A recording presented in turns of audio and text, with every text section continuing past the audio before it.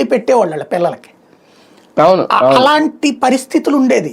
పాచిపోతుందండి ఇంకా పాయలేదు కదమ్మా, ఇంకా టైం పడుతుంది ఉండండి దాంట్లో కష్ట అని చెప్పేసి మజ్జిగ పోసేసుకుని దాన్ని తీసుకుని తిన్నటువంటి రోజులు చూసాం ఆ రోజుల్లో. ఇవాళ రోజున అసలు ఆ పాచింది సంగతి దేవుడు ఎరుగు, చద్ది అన్నం దేవుడు ఎరుగు, తీసుకోవట్లేదు. ఫస్ట్ వేడి అన్నం ఇస్తే కూడా ఆలోచిస్తున్న రోజులు తీసుకోవట్లేదు. అలాంటి స్టేజీలోకి వచ్చేసింది. అది తప్పు కాదు, సంతోషపడాలి. పేదరికం నుంచి అడుగు ముందుకు వచ్చింది, అంటే మనుషుల్లో మార్పు వచ్చింది, ఎదిగారు. ఆ విధమైనటువంటి స్థితిలో ఇప్పుడు పేదరికం ఏంటయ్యా అంటే సొంత ఇల్లు కలిగినటువంటి వ్యక్తి, ఏది దాన్ని ఏమంటారు, కూలీ పని చేస్తాడు కానీ సొంత ఇల్లు గవర్నమెంట్ ఇచ్చింది.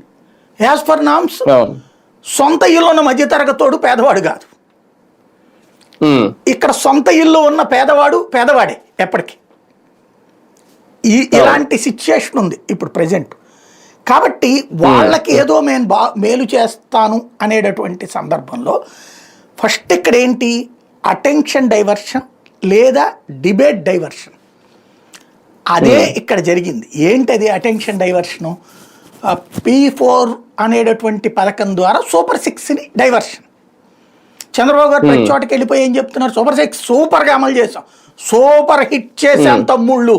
మొన్న అక్కడికి పాడేరుకి వెళ్ళి చెప్పారు, అక్కడ సూపర్ హిట్ చేశారట.